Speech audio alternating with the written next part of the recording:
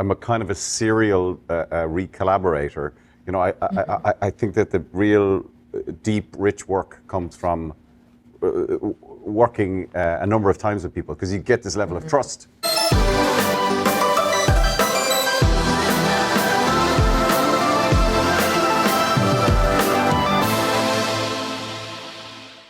Cillian, I know that you and Max worked together on Grief is the Thing with Feathers. So Yeah. how did this project come about? Yeah, we made the stage version of Max's book, Grief is the Thing with Feathers, and we made a short film together, and we're just constantly talking just about kind of stuff, and we had just, big things had just made small things like these, and we were looking for a new project, the next project, number 2, and I was just in conversation with Max, and he was touring Shy, the book, and we were wondering, was there a world where we could make that into a film? And then Max had this idea of kind of sort of spinning it on its axis and telling the story through Steve's eyes, but retaining the Shy story. Like, Steve doesn't even really appear in the book, right? He's like, not so much. He's a tiny character, so he wanted to kind of tell it through that perspective, but just maintaining that connection. So, and then it happened really quickly. The script came together really quickly, and then Tim came on board, and and then Netflix came on board really quickly. So I'd say, you know, it was a very fast runway from the idea to actually shooting. And Max, how hard was it to kind of reconceive the film in this way? Very easy, very, very enjoyable process. I mean, for various reasons, both autobiographical and societal, I'm very interested in broken men, broken masculinity, glorious, benevolent, generative masculinity, as well as variations of so-called toxic masculinity. So for me to just pour a lot of thought into what's going on in this guy was very easy. Particularly with a kind of healthy distance from the book. I was like, the book is fine, the book is useful to me, but I want to build something new, very much around the kind of weather system of this man's mind as it clashes with the turbulence of the others. Glorious writing process. I loved it. I love writing for someone I know well. I know that's sometimes difficult. In this instance, it was really, really interesting. Yeah. And how much of the backstory of Steve and the struggles that Steve had, that was not in the original novel? Is that something that you guys came? No, and it kind of gathered depth as we went, really. I knew that I wanted him to be struggling. People that have seen the movie will take their own lessons about what it is that's happened to him, and and I love that ambivalence. I love that ambiguity about what might be the cause. I don't believe in the kind of direct relation between cause and, particularly in the kind of trauma plot world. I don't think we should make it entirely clear to viewers what's happened. I love that non-diagnostic look at a person, which is completely individual for each viewer. So I love that we kept that in. There's a kind of guessing game, but that guessing game to me is part of a kind of economy of tenderness that we should be utilizing for each other anyway. The people we love, what's up with them? How can we reach them? At what points do we need to give up reaching them and let them be? It's all that kind of stuff, which is to me very integral to just being alive. And Tim, how did you get involved in the project? I think by Cillian sending me the script, and I read it. And if you look at my other movies, it's always at the center, vulnerable men struggling with a depression. So I was very immediately attracted to this concept. And then throughout the process and prep, we kept talking and going through ideas, and we did boot camp with the boys, and Max was there as well. If the boys were improvising or talking about themselves, then Max was adapting the screenplay on the fly. So that was awesome.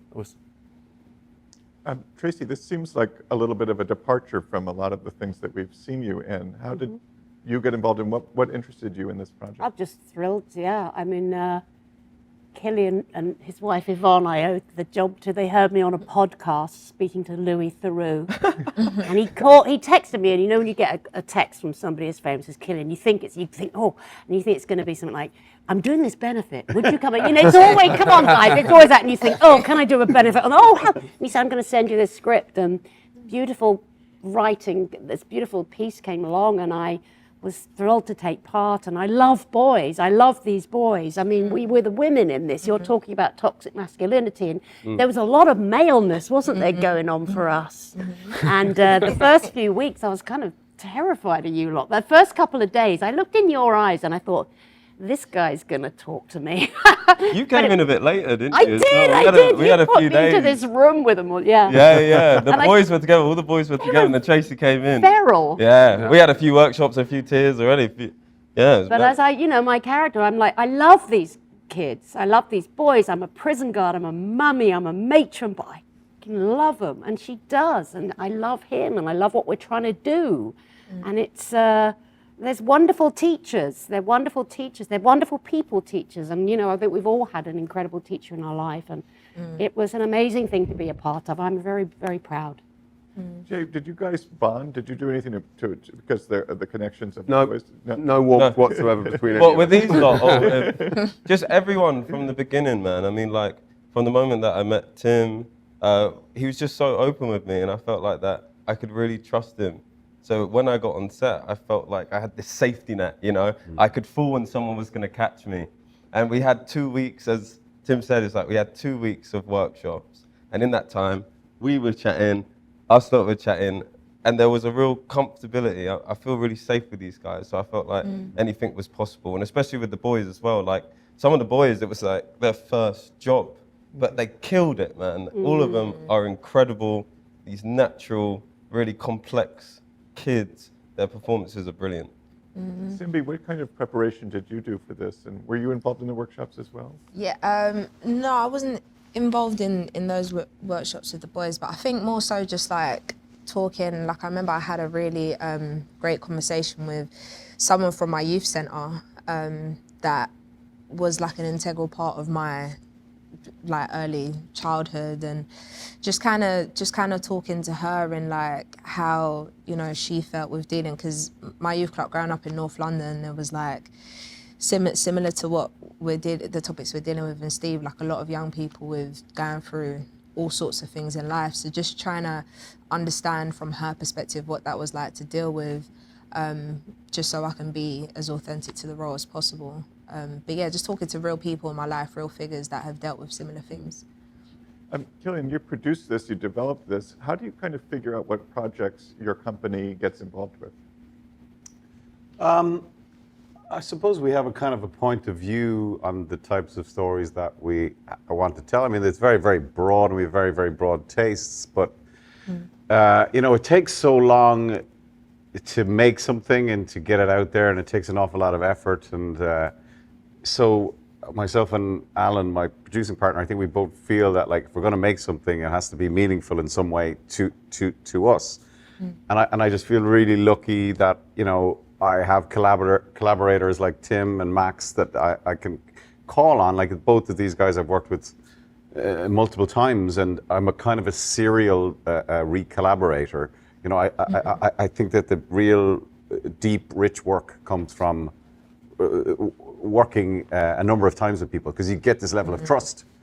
So we're very lucky that we have a good connection with great writers, great directors, but also we feel like if we're going to spend that much time making something, it kind of better be worth it, and it better have something to say, and not in a pretentious way, but just something that sort of, I mean, I do like a little bit of pretentiousness, but something that is provocative with a small p, I suppose.